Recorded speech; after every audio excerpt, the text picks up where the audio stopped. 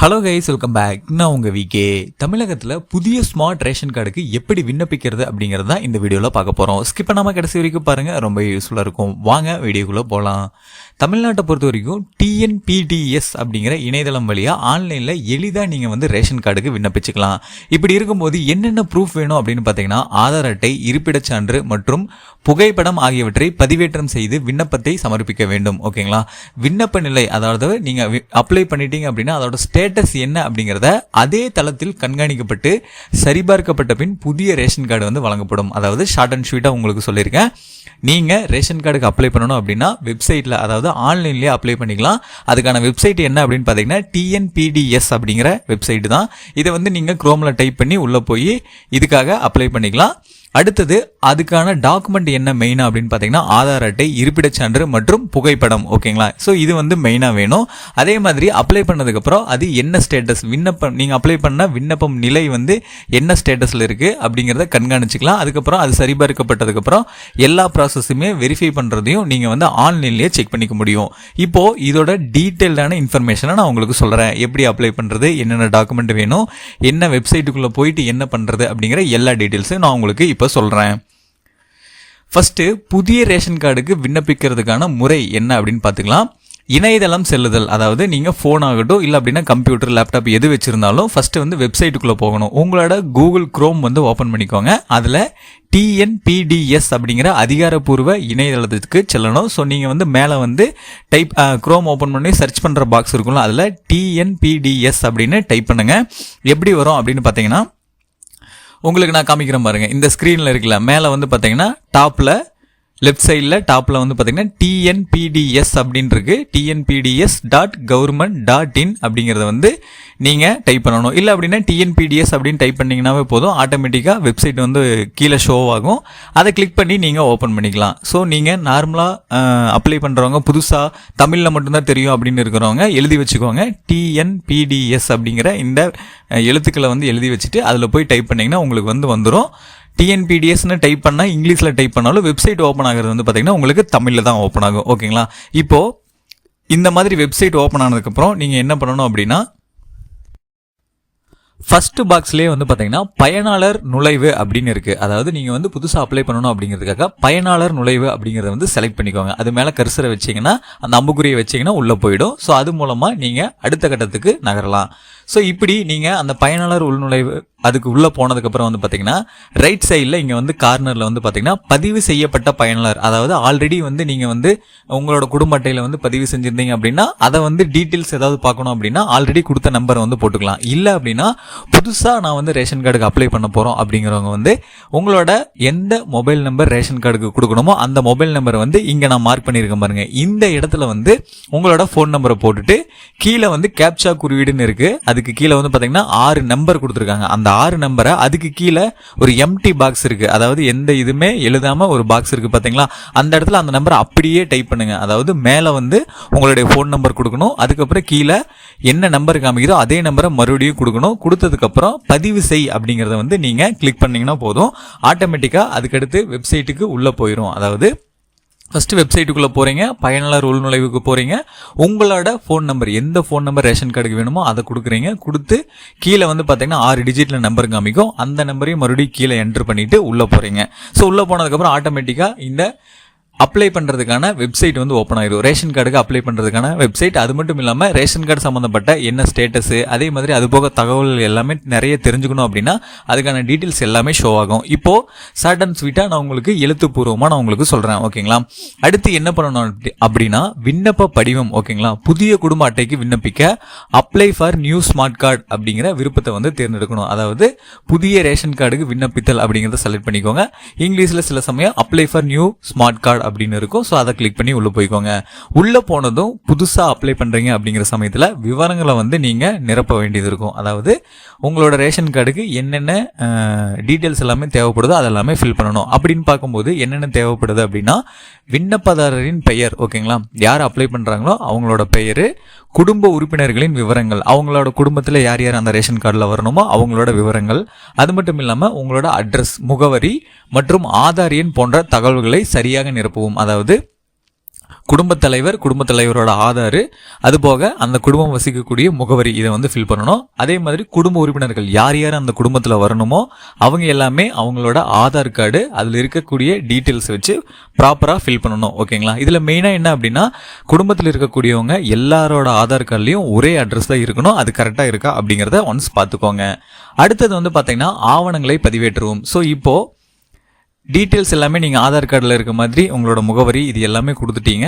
அதே மாதிரி ஃபோட்டோ இது எல்லாமே வந்து எடுத்து வச்சுட்டீங்க. அப்படிங்கிற சமயத்தில் ஆவணங்களை வந்து பதிவேற்றணும். ஸோ இப்போ ரேஷன் கார்டு ப்ராசஸ்க்கு உள்ளே போகிறதுக்கு முன்னாடி ஃபஸ்ட்டு என்னென்ன அப்படின்னா, உங்களோட ஆதார் கார்டு, வீட்டு வரி ரசீது, அப்புறம் இபி பில்லு, அதாவது மின் கட்டணம் செலுத்துவீங்களா, இந்த இணைப்பு எண், இந்த மாதிரி எல்லா ப்ரூஃபுமே வந்து பார்த்தீங்கன்னா ஃபோனில் ஃபோட்டோ எடுத்து வச்சுக்கோங்க. இல்லை அப்படின்னா ஏதாவது ஸ்கேன் பண்ண முடியும் அப்படின்னா அந்த ஸ்கேன் பண்ணி அந்த ஃபோட்டோ காப்பியை, இல்லைன்னா ஸ்கேன் பண்ண காப்பியை வந்து உங்களோட ஃபோனில் வந்து வச்சுக்கோங்க. இல்லை அப்படின்னா கம்ப்யூட்டரில் வந்து ஏற்றி வச்சுக்கோங்க.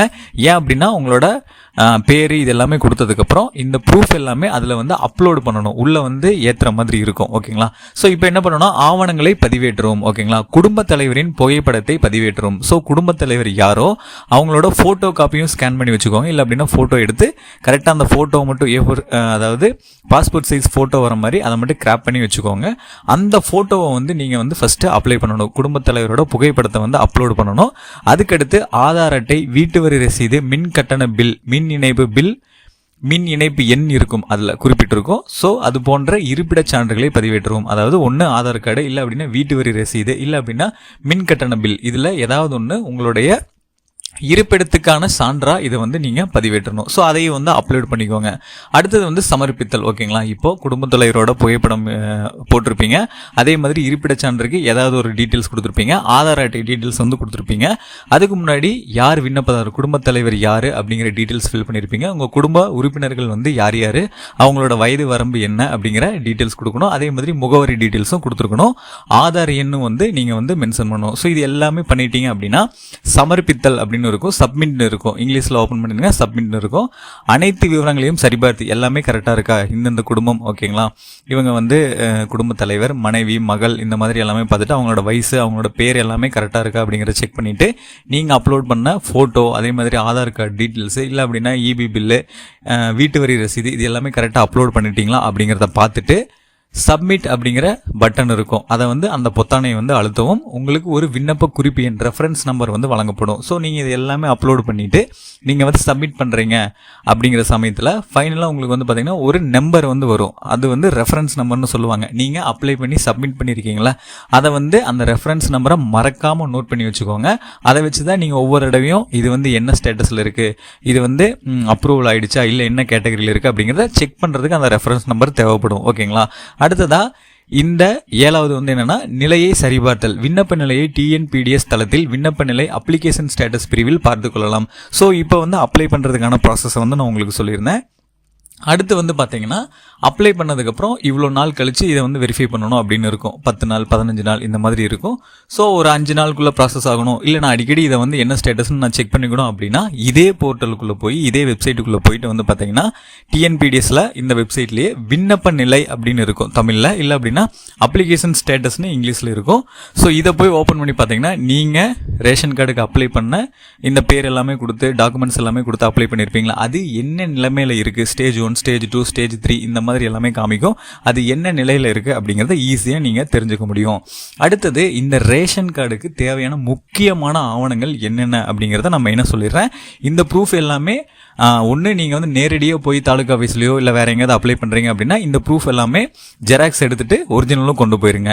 இதே மாதிரி கம்ப்யூட்டரில் ஃபோனில் அப்ளை பண்ணுறீங்க அப்படின்னா என்ன பண்ணணும் அப்படின்னா இது எல்லாத்தையுமே ஃபோட்டோ ஸ்கேன் பண்ணி அதை வந்து ஒரு சாஃப்ட் காப்பியாக ஃபோட்டோவாக வந்து வச்சுக்கோங்க. ஃபோனில் கரெக்டாக அந்த ஆப்ஷன் வரும்போது அதை வந்து உள்ளே அப்லோட் பண்ணுற மாதிரி இருக்கும். எந்த ஃபோல்டரில் எந்த இடத்துல இருக்குது, ஃபோனில் எங்கே இருக்குது அப்படிங்கிறத பார்த்து வச்சுக்கோங்க. கரெக்டாக அந்த இடத்துல கேட்கும்போது அந்த ஃபோட்டோவை அங்கே கொண்டு வந்து அப்லோட் பண்ற மாதிரி நீங்க பாத்துக்கோங்க. ஓகேங்களா? இப்போ தேவையான முக்கியமான ஆவணங்கள் அப்படின்னு பார்க்கும்போது குடும்ப தலைவரோட ஆதார் கார்டு வந்து ரொம்பவே இம்பார்ட்டன்ட்.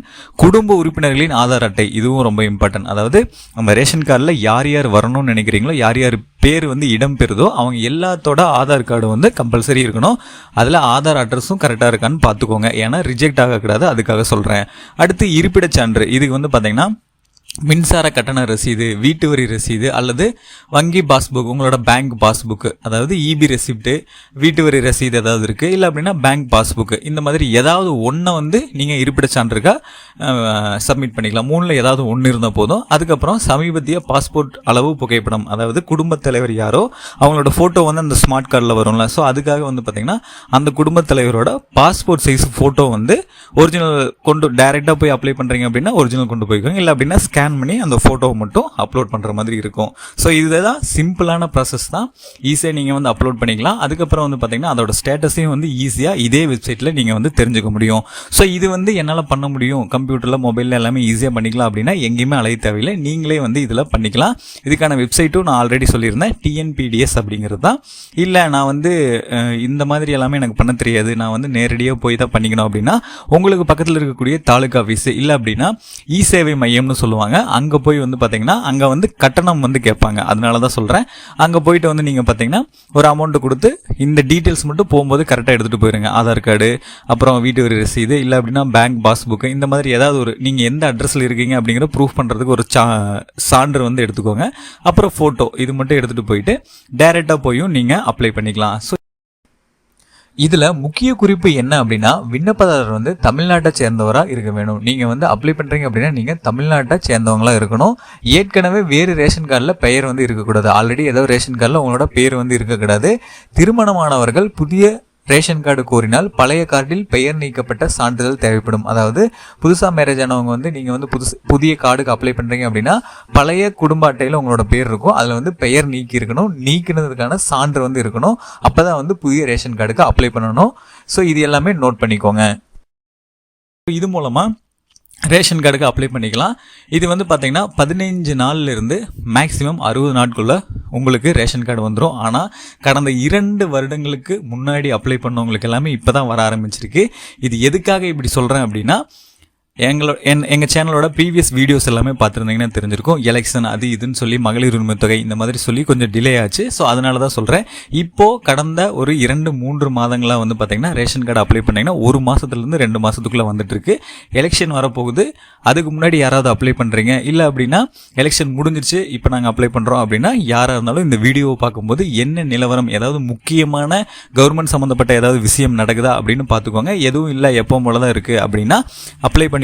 15 நாள்லேருந்து 30 நாட்களுக்குள்ள உங்களுக்கு ப்ராசஸ் எல்லாமே கம்ப்ளீட் ஆயிரும். இதில் மெயினாக நம்ம பார்க்க வேண்டியது என்ன அப்படின்னா, ஃபர்ஸ்ட் டாக்குமெண்ட் எல்லாமே அப்ளை பண்ணி அப்லோடு பண்ணி ரெஃபரன்ஸ் நம்பர்னு ஒன்று வந்துச்சுல, அதை எடுத்து வச்சுக்கோங்க. எடுத்து வச்சதுக்கப்புறம் வந்து பார்த்தீங்கன்னா உங்களுக்கு இந்த அட்ரஸில் இருக்கீங்களா அப்படிங்கிறதுக்கு டைரெக்டாக வீட்டுக்கே வந்து வெரிஃபிகேஷன் பண்ணுவாங்க. ஒரு சில சமயம் உங்களோட இந்த அட்ரஸில் தான் இந்த குடும்பம் இருக்கா அப்படிங்கிற சொல்லி வந்து அந்த ஏரியாவில் வந்து விசாரிப்பாங்க. உங்கள் வீட்டுக்கே வந்து கூட ரேஷன் கடை ஊழியர்கள் வந்து விசாரிச்சுட்டு போவாங்க. அதுக்கப்புறம் தான் அது அடுத்த ப்ராசஸுக்கு போகும். அதை வந்து ஓகே இந்த இடத்துல தான் இருக்காங்க இந்த குடும்பம், இந்த ஆதார் அட்டை, உங்களோட டாக்குமெண்ட் எல்லாமே ஃபஸ்ட்டு கரெக்டாக இருக்கணும். ஆதார் அட்டை எல்லாமே கரெக்டாக இருக்கணும், அட்ரஸ் கரெக்டாக இருக்கணும், ஃபோட்டோ எல்லாமே கரெக்டாக இருக்கணும். அதுக்கப்புறம் வந்து பார்த்தீங்கன்னா உங்கள் வீட்டில் வந்து வெரிஃபிகேஷன் பண்ணுவாங்க. அதுவும் கரெக்டாக இருந்துச்சு அப்படின்னா அது மேல் அதிகாரிகளுக்கு போகும். அங்கே வந்து இந்த ஏரியாவில் இந்த குடும்பம் வந்து வசிக்குது அப்படிங்கிறத ஃபைனல் பண்ணிவிட்டு அவங்களோட டாக்குமெண்ட்ஸ் எல்லாமே வெரிஃபை பண்ணிவிட்டு உங்களுக்கு ஓகே பண்ணுவாங்க. அதுக்கப்புறம் அந்த டாக்குமெண்ட் உங்களோட ரேஷன் கார்டுக்கு அப்ரூவ் ஆன ப்ராசஸ் வந்து சென்னைக்கு போகும். அங்கே வந்து எல்லாமே வெரிஃபை பண்ணிவிட்டு அங்கேருந்து உங்களுக்கான ஸ்மார்ட் கார்டு வந்து ரெடியாகி வரும். உங்களுக்கு நீங்கள் எந்த போஸ்ட் ஆஃபீஸோ அந்த போஸ்ட் ஆஃபீஸுக்கு வந்து கொரியர் வந்துடும். இல்லை அப்படின்னா உங்களுக்கு பக்கத்தில் இருக்கக்கூடிய ஏதாவது ஒரு ப்ரௌசிங் சென்டர் இல்லை அப்படின்னா நீங்கள் அதில் வந்து செக் பண்ணி என்ன ஸ்டேட்டஸ் அப்படின்னு பார்த்துக்கலாம். இல்லை ஃபோன்லேயே வந்து என்ன ஸ்டேட்டஸ் அப்படின்னு பார்த்துட்டு அது மூலமாக உங்களுக்கு கொரியர் வந்துடும். அதில் உங்களுடைய புதிய ஸ்மார்ட் கார்டை வாங்கிக்க முடியும். ஃபைனலாக நான் சொன்ன இந்த டீட்டெயில்ஸ் எல்லாமே உங்களுக்கு ரொம்ப யூஸ்ஃபுல்லாக இருந்திருக்கும்னு நினைக்கிறேன். அப்படி இருந்தால் இந்த வீடியோக்கு ஒரு லைக் பண்ணிவிட்டு இந்த மாதிரி நிறைய இன்ஃபர்மேஷன் சம்மந்தப்பட்ட வீடியோஸ், பணம் சம்மந்தப்பட்ட வீடியோஸை உடனுக்குடனே தெரிஞ்சுக்கிறதுக்கு நம்ம சேனலை யாராவது சப்ஸ்கிரைப் பண்ண பார்த்தீங்கன்னா மறக்காமல் போய் சப்ஸ்கிரைப் பண்ணிக்கோங்க. அப்படியே பக்கத்தில் இருக்க பெல் பட்டனையும் கிளிக் பண்ணிடுங்க. அப்போ தான் நான் போடுற ஒவ்வொரு பயனுள்ள வீடியோ உங்களுக்கு உடனுக்குடனே நோட்டிஃபிகேஷன்லாம் வந்து சேரும்.